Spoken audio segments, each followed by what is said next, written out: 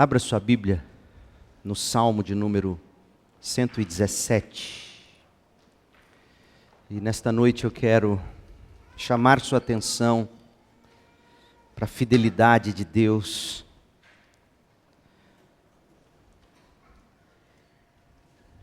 No cumprimento de sua aliança. Salmo 117 é o menor salmo da Bíblia. É o menor capítulo da Bíblia. Tem 2 versículos. E é o penúltimo salmo dos salmos de Halel, salmos de aleluia. Os salmos que foram escritos para celebrar a libertação de Israel do Egito. E inseridos nesta parte do livro de Salmos, para recalibrar a fé e a esperança do povo que havia sido libertado do cativeiro babilônico e voltado para Jerusalém. E dentre estes salmos está o 117, o penúltimo. Outra curiosidade sobre esses salmos, os salmos de Halel, os salmos de aleluia, que começa no 113, 14, 115, 116, 117, 118. Esses salmos eram salmos cantados na ceia. Portanto, Salmo 117, Salmo 118 foram os últimos hinos que Jesus cantou com seus discípulos na última ceia que ele tomou com eles. Quando a Bíblia diz, tendo Jesus cantado um hino com os discípulos, depois de terem ceado cada um, eles partiram para casa, enfim, eles cantaram esses salmos. E o 117, destacando a fidelidade de Deus no cumprimento da sua aliança, diz assim: louvem o Senhor todas as nações, louvem o Senhor todos os gentios, louvem-no de todo o coração, louvem-no todos os povos, pois grande é o seu amor por nós. A fidelidade do Senhor dura para sempre. Louvem o Senhor todas as nações, louvem-no todos os povos. Por quê? Porque grande é o seu amor por nós, a fidelidade do Senhor dura para sempre. Esta é a palavra de Deus. Qual é a sua prioridade de vida? Formar-se e estabelecer-se profissionalmente? Qual é a sua prioridade de vida? Namorar, casar, formar uma família? Qual é a sua prioridade de vida? O desenvolvimento pessoal? O lazer? Relacionamentos, trabalho, família, filhos, saúde, amigos? O que você toma como sendo a prioridade máxima da sua vida, todo dia, a vida inteira? Isso é muito importante. Pelo seguinte, as suas prioridades para o bem ou para o mal dirigem a sua vida.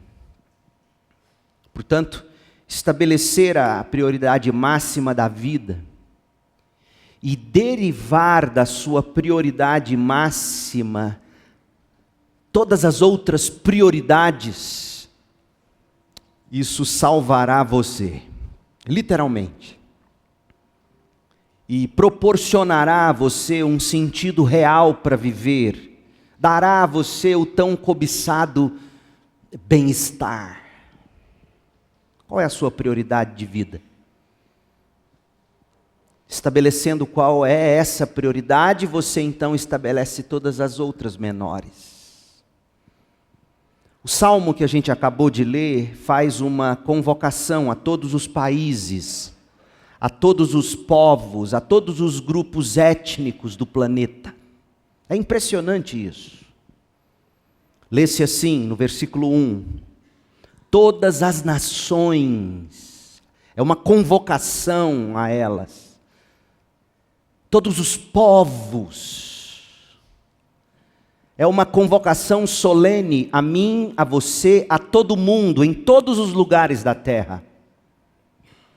E o que se convoca? O que é que se convoca aos povos, às nações? Pense um pouquinho. O que a ONU, a Organização das Nações Unidas, convocaria as nações? Eu dei um Google e achei os seguintes. 29 de abril de 2024, abre aspas, ONU abre chamada para iniciativas de referência para restauração de ecossistemas. 23 de fevereiro de 2024, o presidente da Assembleia Geral da ONU convoca apoio à Ucrânia em busca de paz e justiça. Enfim, as convocações por parte da ONU, da Organização das Nações Unidas, sempre vão girar em torno da prioridade do momento, segundo se assentem ou a percebem. Por exemplo, segurança, saúde, meio ambiente, direitos de minorias, igualdade social, dentre outros. Realmente, gente, algumas dessas coisas são sim prioritárias, mas elas não são a prioridade máxima. Segundo o Salmo 117, a prioridade máxima dos países e de todo o mundo, pasmem, é tudo, absolutamente tudo o que se consideram como supérfluo. O Salmo 117 diz que a prioridade máxima para as nações, para os povos, é o louvor da glória de Deus.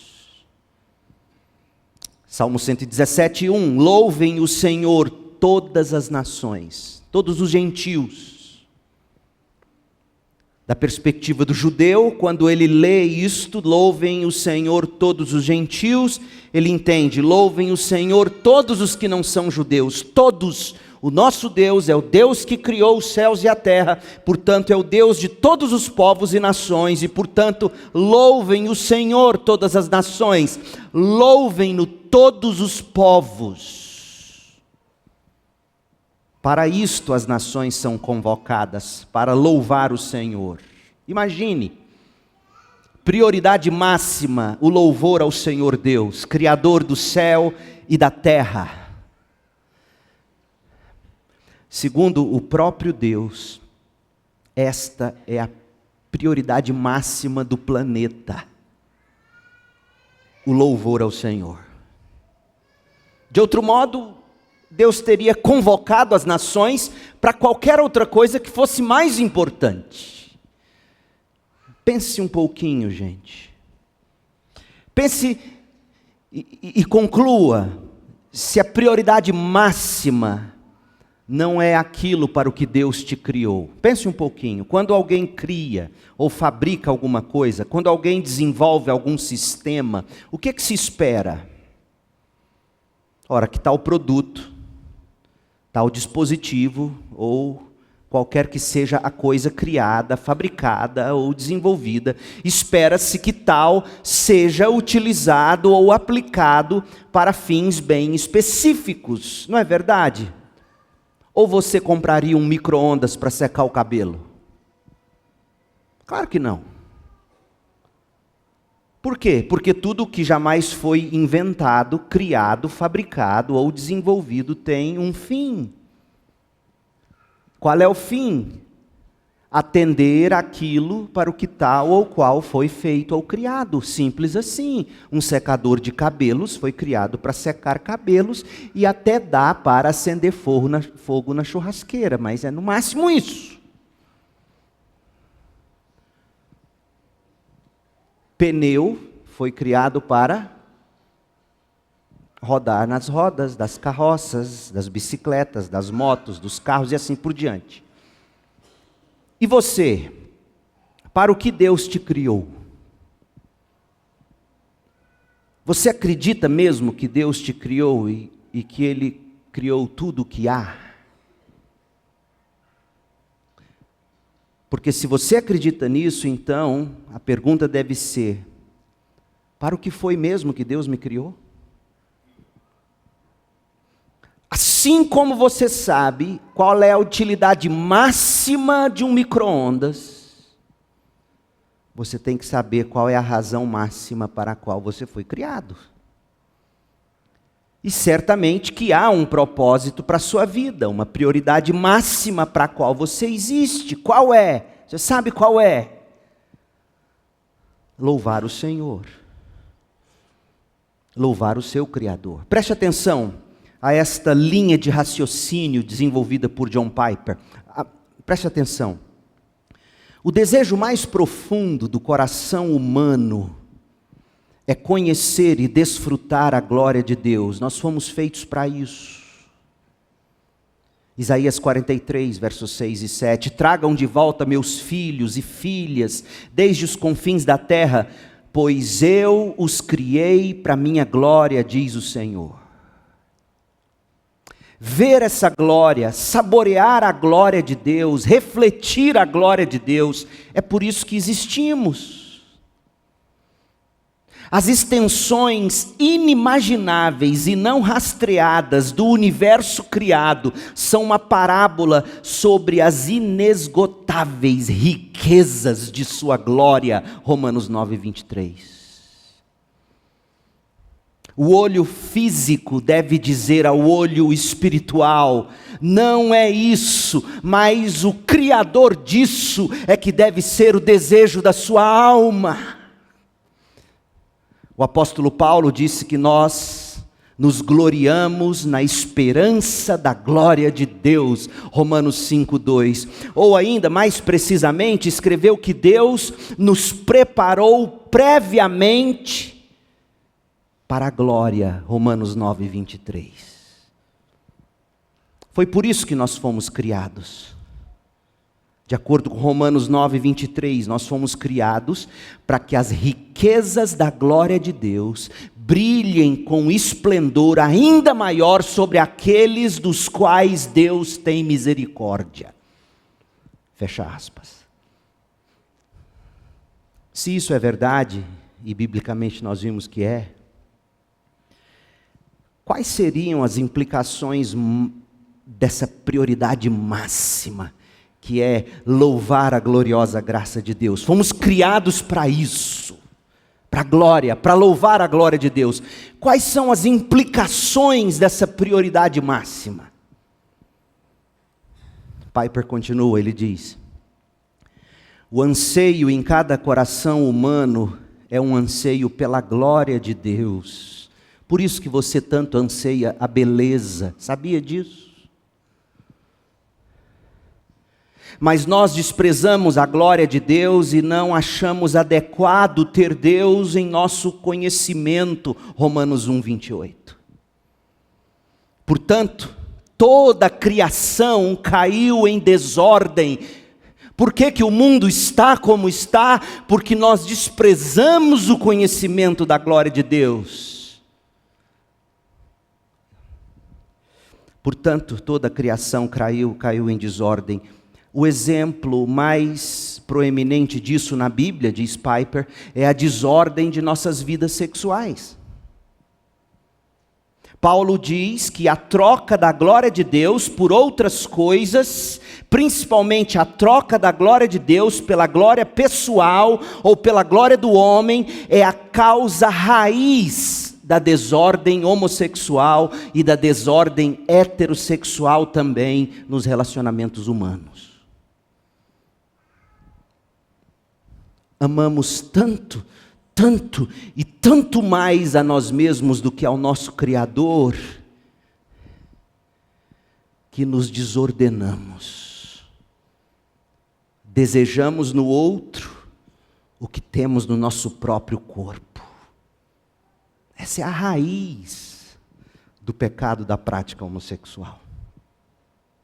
Segundo Romanos capítulo 1.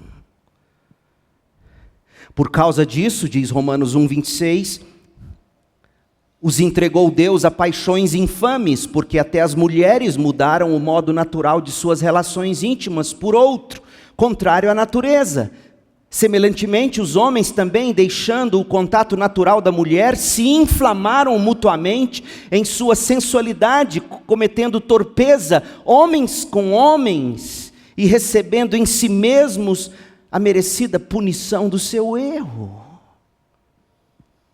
Se trocamos a glória de Deus pela glória das coisas menores, Pai perdiz, Deus nos entrega as parábolas vivas de depravação, as outras mudanças contrárias à natureza humana que refletem na nossa miséria a traição última por parte do ser humano. É impressionante o que acontece conosco, por simplesmente termos deixado de viver para aquilo para o que fomos criados, a glória de Deus. Piper explica, a questão é esta: fomos feitos para conhecer e valorizar a glória de Deus acima de todas as coisas, e quando trocamos esse tesouro, que é a glória de Deus, por imagens, tudo fica desordenado. O sol da glória de Deus foi feito para brilhar no centro do sistema solar da sua alma. E quando isso acontece, todos os planetas da sua vida são mantidos na órbita adequada. Mas ouça, quando o sol da glória de Deus se desloca da sua vida, tudo colide e se despedaça. É por isso que a cura da alma, a cura do ser humano, começa pela restauração da glória de Deus ao seu lugar central, flamejante e todo atraente. Fecha aspas. A nota que John Piper acrescenta a seguir é absolutamente reveladora e humilhante. Ele diz, abre aspas, estamos todos famintos pela glória de Deus. Não pelo eu, não pela carreira, não pela família, não pelos filhos, não por aquilo que você acaba idolatrando. Não, no fundo, estamos todos famintos pela glória de Deus. E ele explica, e ele prova isso. Olha o que ele diz, é absolutamente fantástico, genial o que ele diz. Ele diz assim, ninguém vai ao Grand Canyon para aumentar a autoestima. Por que vamos ao Grand Canyon? Porque há maior cura para a alma ao contemplar o esplendor do que ao contemplar a si mesmo. Na verdade, o que poderia ser mais ridículo num universo vasto e glorioso como este, do que um ser humano, aqui neste grão de areia chamado terra, ficar diante de um espelho, tentando encontrar significado na sua própria imagem? Isso é ridículo. É uma grande tristeza que este seja o evangelho do mundo moderno. O eu. A elevação da autoestima.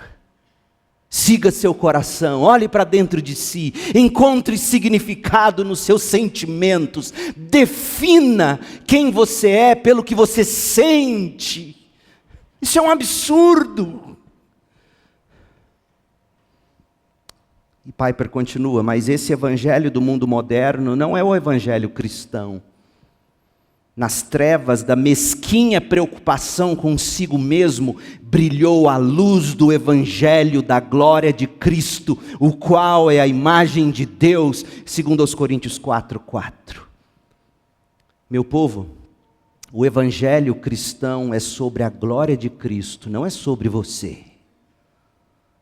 Não é sobre mim.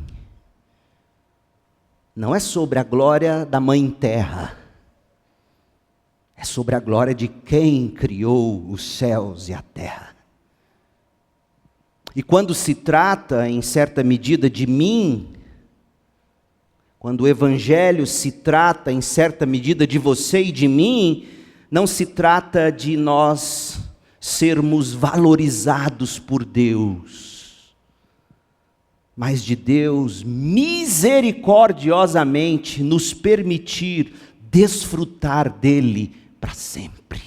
Isso é amor. Quando o Evangelho diz respeito a mim e a você, não se trata de nós sermos valorizados por Deus, mas de Deus misericordiosamente nos permitir desfrutar dele para sempre. E aí Piper explica o que significa você dizer Deus me ama. Você sabe o que significa dizer Deus me ama? Ele diz assim: qual foi a coisa mais amorosa que Jesus poderia fazer por nós? Qual foi o ponto final, o bem maior do Evangelho? A redenção, o perdão, justificação, reconciliação, santificação, adoção. Pense bem, não são todas essas grandes maravilhas simplesmente meios para algo maior, algo definitivo, algo que Jesus pediu ao Pai que nos desse? Ou seja, você é redimido para algo mais, você é perdoado para algo mais, você é justificado para algo mais, você é reconciliado com Deus para algo mais, você é santificado para algo mais, você é adotado por Deus em Cristo para algo mais. E que algo mais é esse? João 17, 24. Pai, a minha vontade é que onde eu estou, estejam também comigo os que me deste. E olha o pedido que Jesus fez a Deus. Ele disse: Deus, Pai, a minha vontade é que onde eu estou, estejam também comigo aqueles que tu me deste. Os que eu salvei pelo meu sangue. E com qual propósito Jesus te salva pelo sangue dele? Olha o que Jesus pede a Deus. João 17, 24. Para que vejam a minha glória que me conferiste. Isso é amor. Em última instância, não é tanto valorizar você, mas levar você a um desfrute de algo tão maior do que você se esquece de você. Isso é amor. Esta, portanto, é a nossa prioridade máxima, gente. E eu não me desviei do Salmo 117. A prioridade máxima de Deus é que vejamos a glória de Deus em Jesus Cristo, e assim o louvemos. E foi por isso que o salmista convocou todas as pessoas dos 4 cantos do mundo, no Salmo 117, 1. Louvem a glória do Senhor todas as nações. Louvem-no todos os povos. Não há nada mais importante nesta vida, e tudo mais deriva desta prioridade máxima. A glória de Deus vista por você, valorizada por você, desfrutada por você, em Jesus Cristo. O Salmo 117, ele foi descrito por alguns como um apelo missionário. E é fácil saber por quê. Ora, uma vez que convoca todo mundo a louvar o Senhor Deus, é fácil concluir que os que invocam o nome do Senhor devem ir e conclamar a todos, para que todos também louvem o nome do Senhor em todos os lugares da terra. E a gente chama isso comumente de missões. Agora preste atenção. Missões não são o fim principal. Missões são o meio de se chegar ao fim principal. O fim principal é que todos louvem o nome do Senhor Deus. Esse é o fim. Louvar o nome do Senhor Deus. Isto é, o fim principal é que vejam, valorizem e se regozijem na glória de Deus na face de Jesus Cristo. Esse é o fim, essa é a prioridade máxima. E missões são o meio para esse fim. Missões são o meio de se cumprir a prioridade máxima. Ver a glória de Deus em Jesus, valorizá-la, saboreá-la e exaltá-la na nossa vida. no seu livro clássico sobre missões. Se você quiser ler um livro apenas em toda a sua vida sobre missões, leia Alegrem-se os Povos, a supremacia de Deus nas missões, de John Piper, publicado no Brasil pela Cultura Cristã. Piper, neste livro, ele sustentou biblicamente o seguinte: missões não são o objetivo final da igreja. Adoração é o objetivo final da igreja. Então, para que existem missões? Piper explica. Missões existem porque a adoração não existe. A adoração é fundamental, não as missões, porque Deus é fundamental, não o homem. Em outras palavras, Piper demonstra que a adoração é o objetivo supremo da igreja e que o culto, como Deus requer o culto, é o combustível para missões. É num culto como este que Deus costuma chamar seus missionários para irem às nações. E minha oração nesta noite é que alguns de vocês ouçam esse chamado. É por isso que os crentes fazem missões. O que Piper definiu capta muito bem a essência do Salmo 117. As missões entre as nações e a evangelização de pessoas que ainda não adoram a Deus em Cristo, para que elas possam, ouvindo o Evangelho, ver a face de Deus em Cristo, crer nele, recebê-lo como justiça e tesouro e louvá-lo, adorá-lo. Esse é o fim que se espera de missões. É por isso que os crentes fazem missões entre as nações, por isso que eles evangelizam as pessoas e fazem discípulos de Cristo. Sabe para quê? Para gerar adoradores. No céu não haverá missões, porque o céu será repleto de adoradores. No céu não haverá casamento, porque estaremos eternamente casados com o Cordeiro. Mas é impressionante como a gente é capaz de idolatrar aquilo que para Deus não passa de meios para um fim maior. Idolatramos programas missionários e achamos que isso é missões. Idolatramos família de um tal modo que ninguém penetra, nem mesmo igreja, e achamos que o fim é a família. Não, o seu casamento existe para que o mundo veja o amor de Cristo pela igreja e a submissão amorosa da igreja no seu casamento. Tem algo muito maior em jogo no seu casamento do que a sua tão passageira felicidade. Tem algo maior em jogo quando se fala em missões. A glória de Deus. Mas destrinche um pouquinho esse salmo comigo. Verso 1. Louvem o Senhor todas as nações, louvem-no todos os povos. Quem são os povos? Quem são as nações?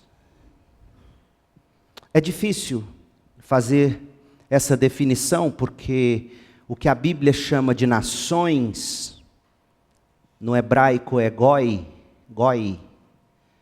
se refere a todos os grupos de pessoas, ou tribos de pessoas, ou línguas de pessoas que não são judeus.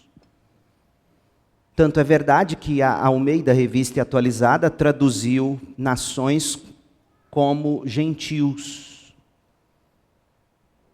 Em outras palavras, literalmente, Salmo 117, 1 está dizendo o seguinte: louvem o Senhor também todos vós que não são judeus, os gentios. No Novo Testamento, a palavra equivalente ao hebraico goi é o grego etnos, de onde vem a nossa palavra etnia, que no Novo Testamento também foi traduzido como nações, em Mateus 28, 19, mas também foi traduzido etnos como gentios, em Efésios 3, 6. E o que a Bíblia chama de povos, o mar no hebraico, ou Laos no grego, não faz referência meramente à localização geográfica na Bíblia. Faz referência à cultura, incluindo, por exemplo, linguagem, costumes, religião, características físicas, etc. Para que tanta definição, pastor? Calma, presta atenção. Você está acostumado a comer miojo.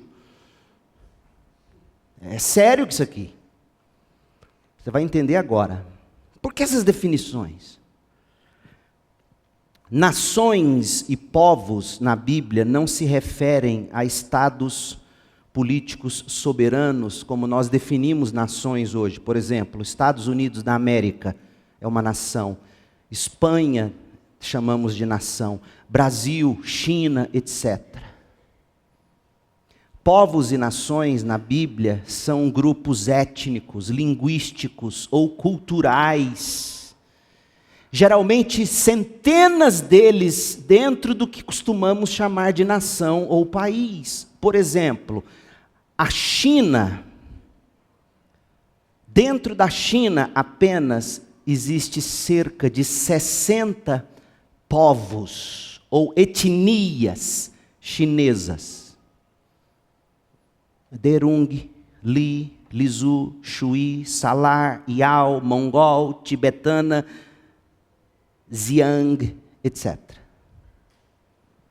Então, quando a gente lê na Bíblia, por exemplo, aqui no Salmo 117:1, nós estamos lendo de fato o seguinte: louvem o Senhor, todos os guajajaras do Brasil, louvem o Senhor, todos os tugias da China, louvem o Senhor, todos os baluques do Paquistão, todos os boqués de Guiné, enfim, louvem o Senhor, todas as etnias, de todos os povos, de todas as nações. Era a esse tipo de pessoa, ou de grupos de pessoas, que Jesus estava fazendo referência, quando ele declarou aos discípulos, após a ressurreição, em Mateus 28:19, portanto, vão e façam discípulos de todas as etnias, de todas as nações. É interessante, preste atenção, gente.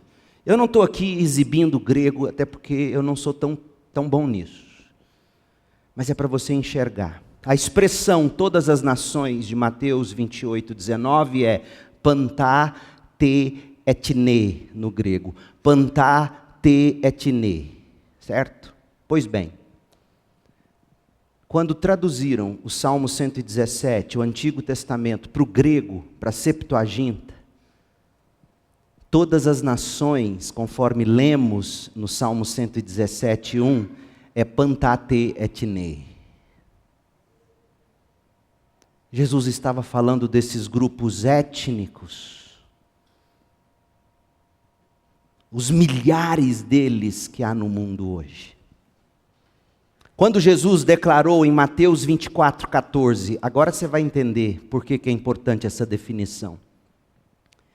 Jesus disse assim, em Mateus 24:14, e será pregado este evangelho do reino por todo o mundo, para testemunho a pantá ta etne, todas as nações. O evangelho será pregado em todo o mundo para testemunho a todas as nações, a todas as etnias. Então virá o fim. Sabe o que essa constatação faz? Essa constatação torna a obra missionária ainda mais desafiadora. Porque o que nos cabe fazer, igreja, não é apenas evangelizar o Brasil, ou Portugal, ou Espanha, ou qualquer país que seja. O que cabe à igreja de Jesus é evangelizar, é fazer discípulos, é plantar igrejas em cada grupo étnico, cada povo distinto, cada língua dessas que a Bíblia chama de nações. Só para você ter uma ideia, da maneira como a gente concebe nação ou país, sabe quantas nações ou países existem no mundo? A ONU reconhece 195 países, incluindo o Vaticano e a Palestina. Veja, Se a nossa tarefa fosse a de evangelizar e discipular países, a tarefa praticamente estaria acabada. Afinal, o evangelho já parece ter chegado em cada país do mundo. 195 países. O problema é que nesses 195 países do mundo estão inseridos, atenção, estão incluídos 12.160 grupos etnolinguísticos. Então nós temos que evangelizar pelo menos 12.160 grupos etnolinguísticos, e não apenas 195 países. Desses 12.160 grupos etnolinguísticos, 7.292 ainda não foram alcançados. Isso significa, quando você chama um país de não alcançado, significa que menos de 2% daquele país é cristão, considerando apenas os nativos. E esses países não alcançados, não existe ali uma comunidade de crentes naturais que sejam capazes de sozinhos desenvolver discipulados e igrejas. Menos de 2%, 7.292 desses. E existem 3.196 ainda não engajados. Ou seja, a tarefa é hercúlea. Quando o Senhor Deus diz e quando Jesus repete, louvem o Senhor, todas as etnias. Você para e olha e descobre, é hercúleo o que tem que ser feito. Pra você ter uma ideia, uma das etnias no Brasil é a xerente.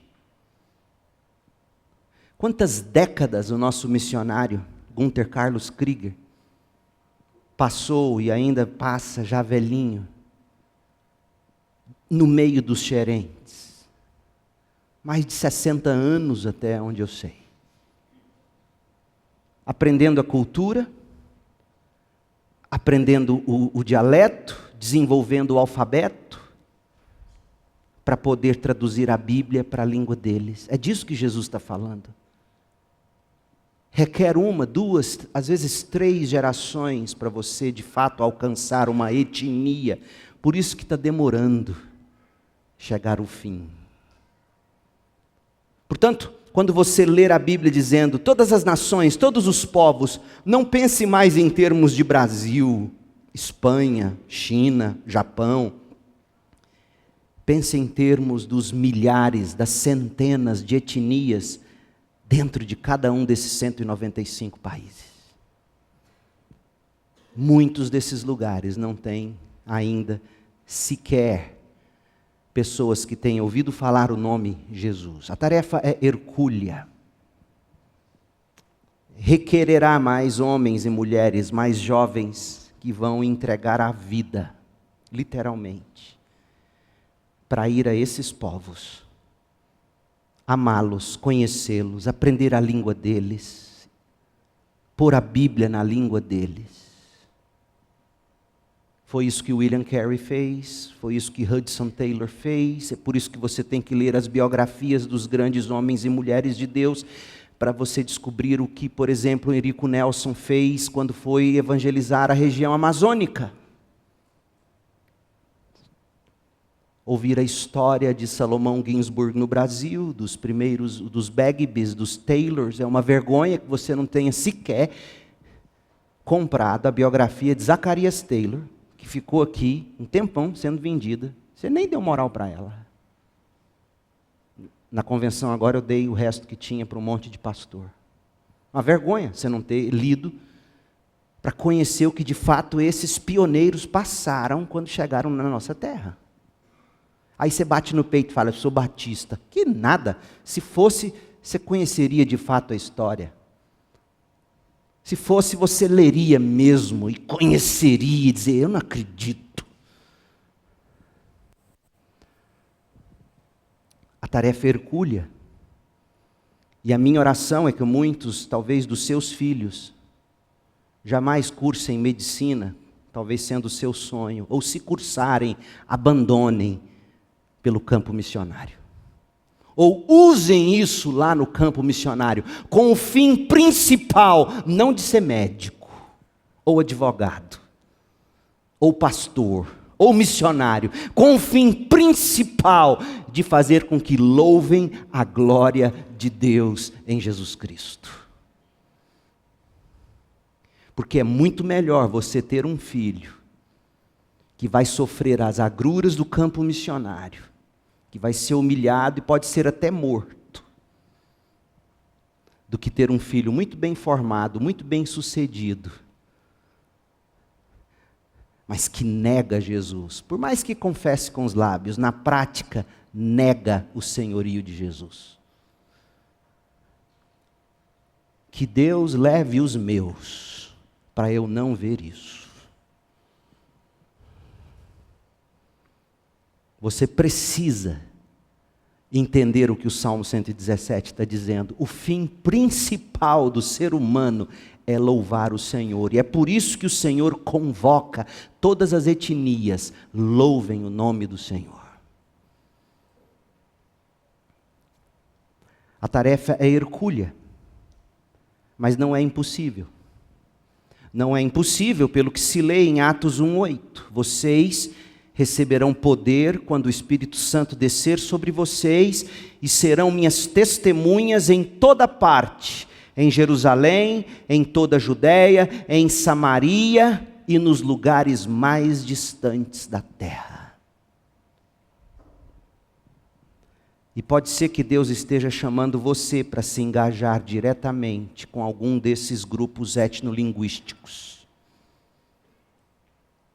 para você poder convocá-los nas palavras do salmista: louvem o Senhor Jesus Cristo. O propósito de Deus para os povos, para as nações da terra, está bem claro no Salmo 117, verso 1. Louvem. Esse verbo, literalmente, no hebraico, você vai saber, você vê que você entende hebraico mais do que você sabe. Louvem é aleluém. Aleluém.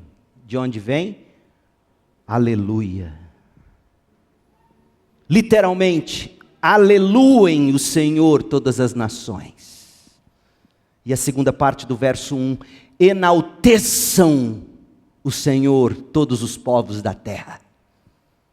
Este é o propósito de Deus para todos os povos, para todas as nações. Esse é o propósito de Deus para você. Que o Senhor seja louvado, que o Senhor seja enaltecido na sua vida. John Piper escreveu assim, ele é fantástico. Ele disse assim, sobre o Salmo 117, abre aspas, como eu oro para que Deus faça seu coração se engajar com isso aqui hoje à noite.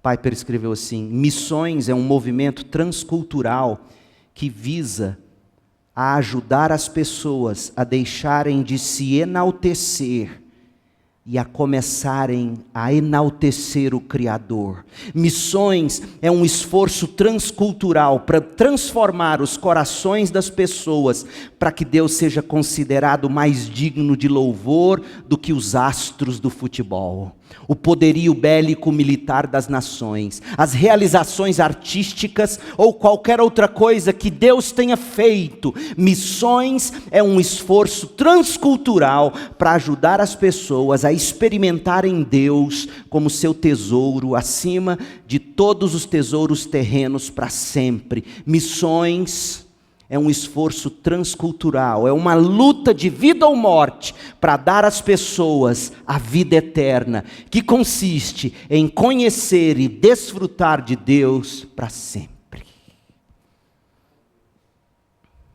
Como é que você não deseja se engajar num negócio assim? Mas como? Como se faz isso? Como como que se faz esse esforço transcultural? Piper diz assim: missões é dizer às nações para louvarem a Deus, e depois dar-lhes evidências de que isso é bom, é mostrar às nações como o próprio Deus abriu o caminho para os pecadores fazerem isso, por causa do sangue e da justiça de Jesus Cristo.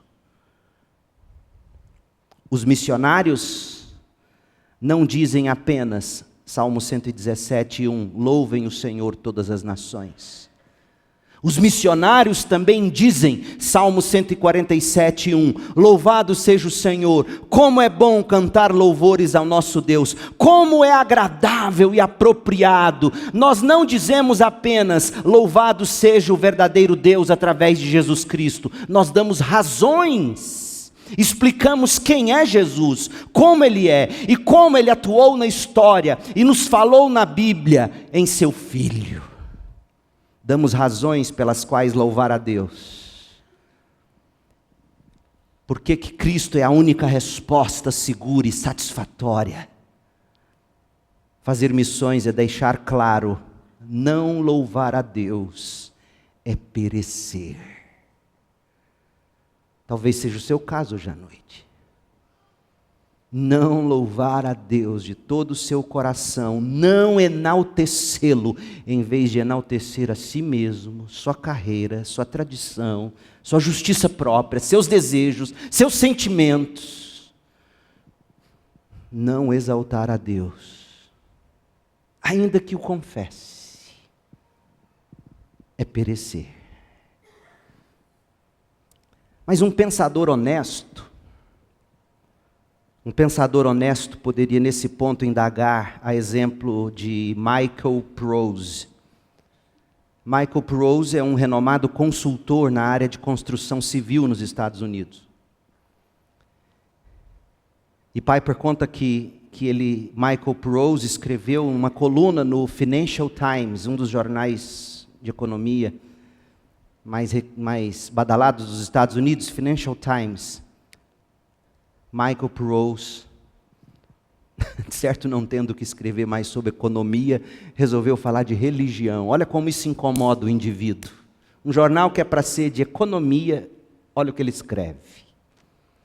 E sinceramente, talvez possa ser o que passa na sua cabeça, ou na cabeça de alguém que você conheça de perto. Engaje-se com isso, olha o que ele diz. A adoração é um aspecto da religião que sempre achei difícil de entender. Suponhamos que postulemos um ser onipotente que, por razões inescrutáveis para nós, decidiu criar algo diferente de si mesmo. Por que ele deveria esperar que o adoremos? Nós não pedimos para ser criados. Nossas vidas são muitas vezes conturbadas. E mais, nós sabemos que os tiranos humanos, cheios de orgulho, anseiam por adulação, homenagem. Mas um Deus supostamente moralmente perfeito, certamente não teria defeitos de caráter. E se ele não teria defeitos de caráter, por que todas essas pessoas ficam de joelhos adorando-o todos os domingos? Em outras palavras, o único incentivo que Prose consegue pensar para que Deus exija louvor de nós é que Deus tem uma necessidade, Deus tem um defeito. Mas, preste atenção, gente. E se formos nós que temos necessidade? E se a necessidade nossa for ver a beleza infinita e apreciá-la tanto que transborda em elogios, em cânticos de louvor?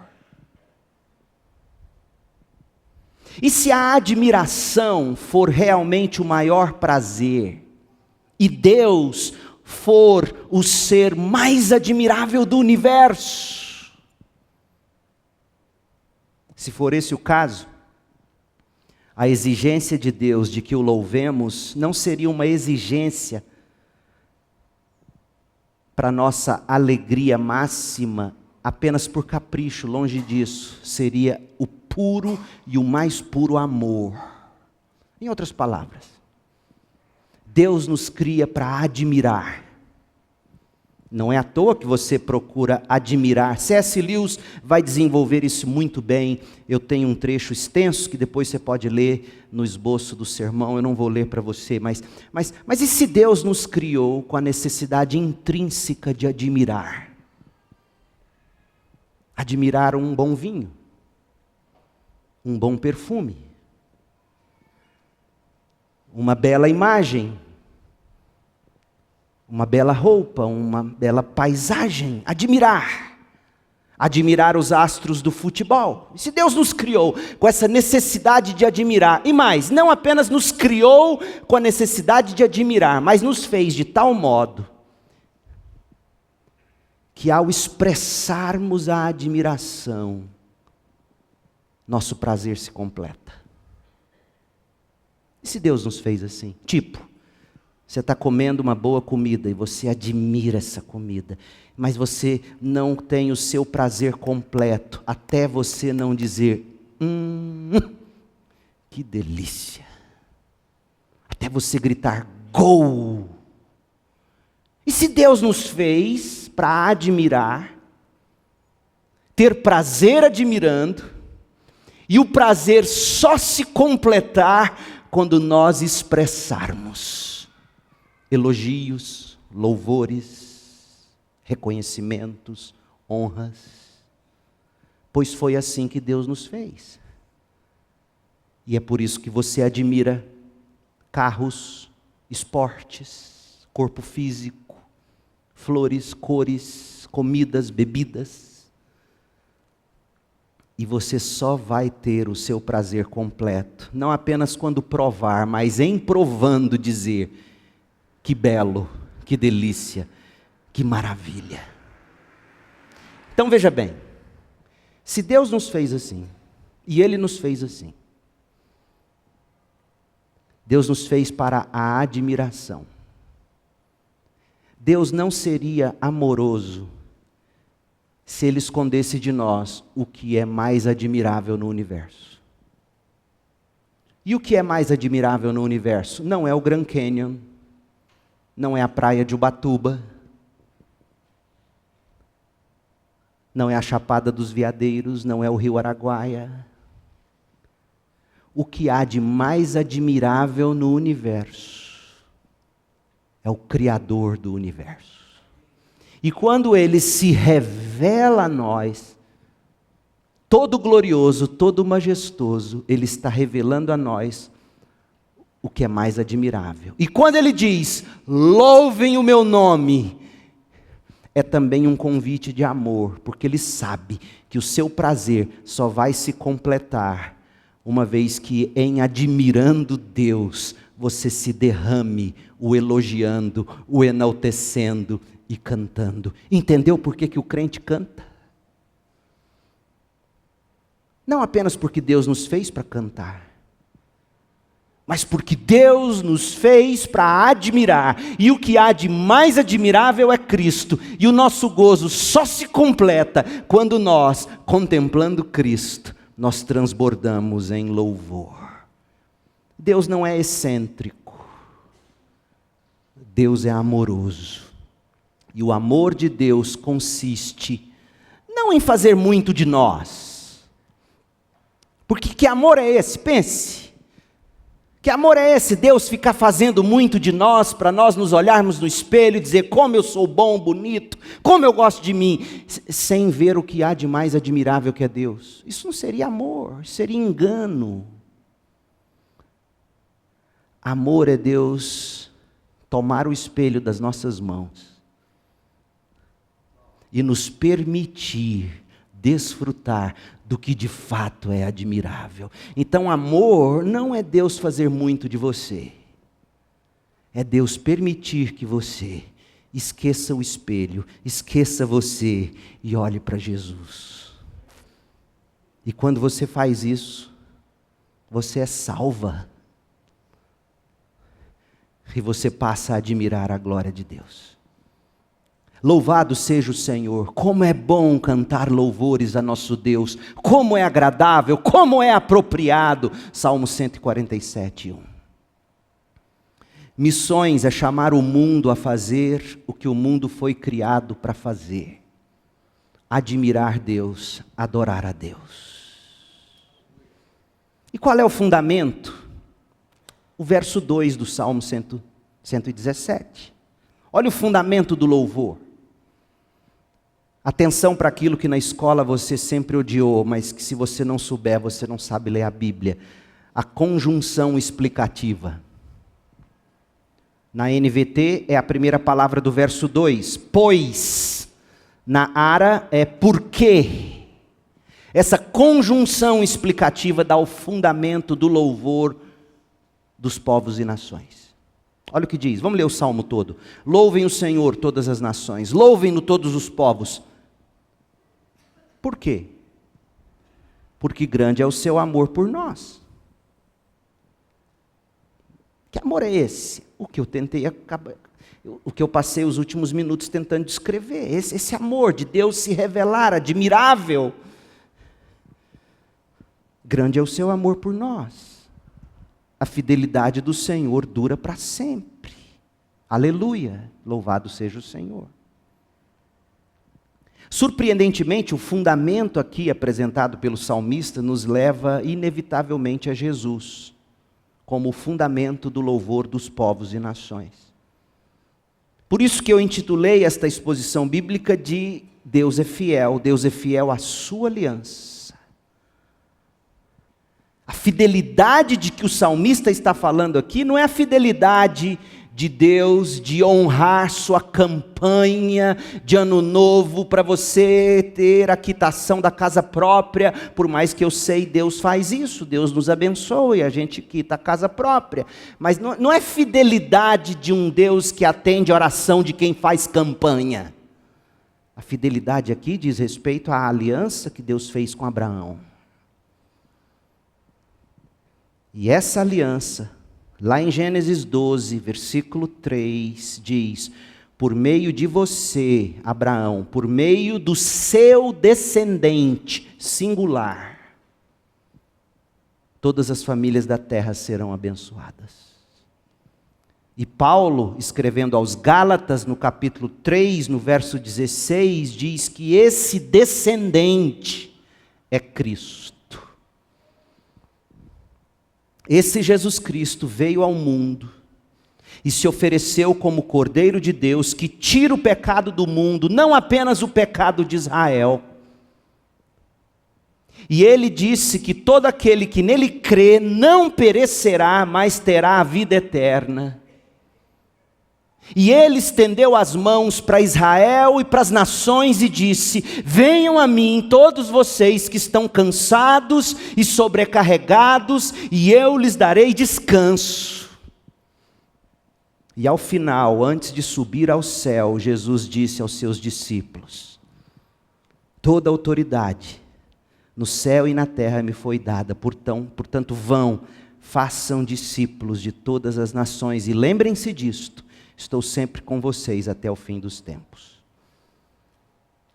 Então, quando o Salmo 117 diz: louvem o Senhor todas as nações, louvem-no todos os povos, pois grande é o seu amor por nós, Israel, a fidelidade do Senhor dura para sempre, louvado seja o Senhor. Isso significa, finalmente, louvar a Deus, todos os povos, porque através de Israel, um Salvador veio ao mundo. Isso é tão sério para Paulo, que ele vai devotar 3 capítulos em Romanos para falar desse amor de Deus por Israel que nunca falhou. Através desse Israel, da descendência de Abraão, Jesus abençoa as nações. Ele tira o pecado do mundo. Caso você creia, ele tira o seu pecado. Ele cumpre todas as exigências de Deus em relação a você. Ele morre por você. Ele ressuscita. Ele se senta à direita de Deus. E ele prometeu vir pela segunda vez, para julgar vivos e mortos. E até aquele dia decisivo, que será o dia do Senhor, sabe o que Jesus está fazendo? Ele nos disse em Mateus 24. Ele está reunindo os seus eleitos de todos os povos do mundo, por meio do fiel trabalho missionário da igreja. E quando todas as etnias tiverem ouvido falar do seu nome, então ele voltará. E ele será louvado por pessoas de toda língua, tribo, povo e nação. Esse é o objetivo supremo de Deus. Se na sua cabeça passa o pensamento do tipo, o que Deus está fazendo nesse mundo? A resposta é essa. Ele está operando missões através da igreja. Missões é mais importante do que seu curso universitário. O fim supremo de missões é a coisa mais importante da sua vida. E este salmo, Salmo 117, está colocado aqui no saltério, para lembrar o povo que voltou do cativeiro babilônico, de duas premissas fundamentais. Primeira, serve para você também. Você foi resgatado da Babilônia, meu povo foi resgatado do Egito, você foi resgatado do pecado e de si mesmo, para louvar o Senhor entre os povos. Segunda premissa, você é enviado para conclamar os povos e as nações a que louvem o Senhor. Então você foi resgatado para louvar e você é enviado para proclamar. Esse salmo se resume a isso. Eu te pergunto, tem sido o louvor a Cristo a prioridade máxima da sua vida? Você tem cultivado a sua alegria em Cristo? Oh, meu povo, porque a fidelidade do Senhor, enviando-nos Jesus, da linhagem de Abraão, é para alimentar sua fé na graça de Deus. E desse modo você adorar a Cristo, falar de Cristo, e não se calar, corajosamente ir, destemidamente fazer discípulos, generosamente dizimar, ofertar, fervorosamente orar por missões, mas principalmente, certificar-se de que sua vida já está em Cristo, unida a Cristo pela fé, porque se não estiver, é com pesar que eu te digo, você está debaixo da condenação do seu Criador. Mas nesta noite você pode sair disso. Venha a Cristo. Abrace Jesus como justiça, como tesouro. Você vai viver para louvá-lo e para anunciá-lo. E assim estará cumprindo a prioridade máxima de Deus para a sua vida. A glória de Cristo. Vamos orar. Feche os seus olhos. Meu Deus, só o Senhor sabe o que deve acontecer a todos quantos ouvem uma mensagem como essa. Ó Deus, como tudo o que acabou de ser dito é absolutamente contracultural. Nós vivemos num mundo, respiramos um ar,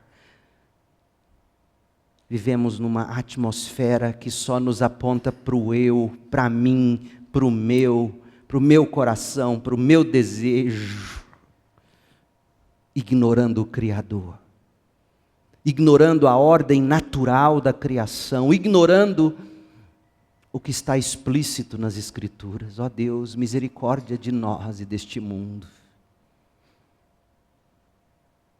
O desejo do meu coração é que cada um dos que me ouve seja iluminado pelo Teu Espírito, regenerado pelo Teu Espírito, que haja arrependimento, fé, conversão, salvação. Mas pode ser também, Pai, que crentes que me ouvem possam estar sendo chamados para ir às nações. E se é teu propósito isto, opere. E que o Senhor mesmo levante, sustente, nos ajude a identificar e a enviar e a acompanhar e a estar com Ele ou com ela, ou com eles. Ó Deus, pega esses 5 pães e 2 peixinhos que eu entreguei esta noite e multiplique, faça conforme o teu querer. É a minha oração em nome de Jesus, pedindo que a graça de Cristo Jesus, que o amor de Deus o Pai, a consolação do Espírito, estejam sobre nós, sobre o teu povo, aqui e para sempre. Em nome de Jesus. Amém.